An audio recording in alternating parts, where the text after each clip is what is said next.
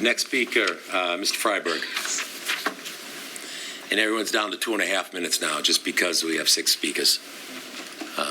Ms. McCarthy raised her hand in the public participation on the Zoom. Thank you very much, Mr. Chair. Councilors, Adam Freudberg, school committee member from District 4, just here to speak my own opinion.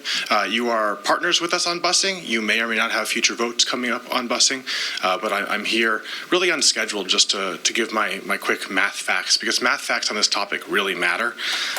So, for example, we have 77 contracted drivers, but in 2021, at the start of the school year, it was 67, the next year, 60, and now 53 to 57.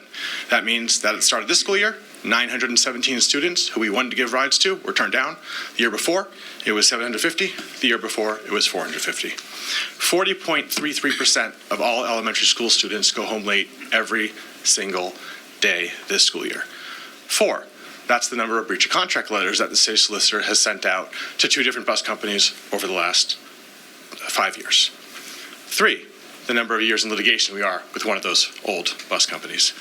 $550,000. That is the hourly rate increase total in this fiscal year that could have got us a $5 raise before the strike situation derailed everything. $1.8 million. That was the result of the strike situation that got the drivers a $2 increase. $550,000 for a $5 increase? Didn't happen. $1.8 million for a $2 increase? It happened. $300,000 a year. That is the cost projected in 2011 that town meeting confirmed to save money every single year. If that even happened, let's say it did, there's been no proof that it actually happened, that's $3.6 million over the last 12 years. The next number, $5.6 million. That is the new amount of money added to the new current bus contract. $5.6 million of new money over 3 years as a result of the strike situation. Immediately wiping away that $3.6 million that may or may not have happened. Chapter 70 in 2011, $19.6 million. Chapter 70 state aid this year, $84.9 million. You can't compare 2011 with now without realizing that massive increase. Enrollment in 2011, 8376. Enrollment now, a 16.51% increase to 9759. And finally, 10 to 15% is the national bus driver shortage. As the mayor said right in last night's State of the City, yes, this is a hard challenge, and yes, we are part of a national shortage. But that 10 to 15%, that's the national rate with reliable sources.